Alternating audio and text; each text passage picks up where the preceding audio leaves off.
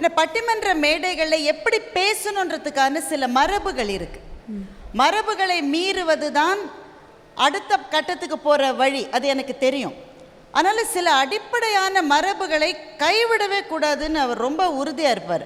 மேடையில் ஆபாசமாக பேசக்கூடாது, மற்றவர்களை அவங்க கருத்தை தாக்கலாமே தவிர ஒரு பர்சனல் அட்டாக்ஸ் இருக்கக்கூடாது, பாடி ஷேமிங் பண்ணவே கூடாது. மேடையில் அவன் மேடையில் உட்காருகிற போது நம்ம எப்படி ட்ரெஸ் பண்ணுறோன்றது ஒன்று இருக்குல்ல, அவர் எப்போவுமே அதை பற்றி ரொம்ப சட்டிலாக சொல்லுவார். உன் பேச்சை கேட்குறதுக்கு வரணும், நீ என்ன சாரி கட்டியிருக்க, என்ன மாதிரி ட்ரெஸ் பண்ணிருக்க பார்க்கறதுக்கு யாரும் வரக்கூடாது. இப்போ உங்களுக்கு தெரியாதது இல்லை, இங்கே நிறைய பிரபலங்கள் இருக்கீங்க, எல்லாருக்குமே தெரியும். ஒரு துறையில் நம்ம லேசாக ஜெயிக்க வேணாம், லேசாக ஒரு அடி வச்சுட்டாலே வீழ்த்துறதுக்கு நிறைய பேர் காத்துட்ருப்பாங்க, நிறைய இருக்கும். அது எல்லா துறையிலையும் இருக்கிறது தான், அலுவலகத்திலே இருக்குது, சாதாரண ஆஃபீஸ்லேயே இருக்கா. அப்போ இந்த மாதிரியான துறைகளில் இருக்காதா?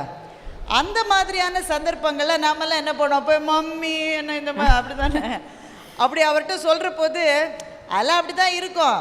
4 பேர் பொறாமப்பட்டாங்கன்னா என்ன அர்த்தம் தெரியுமா, நீ ஜெயிச்சுக்கிட்டு இருக்கான்னு அர்த்தம்.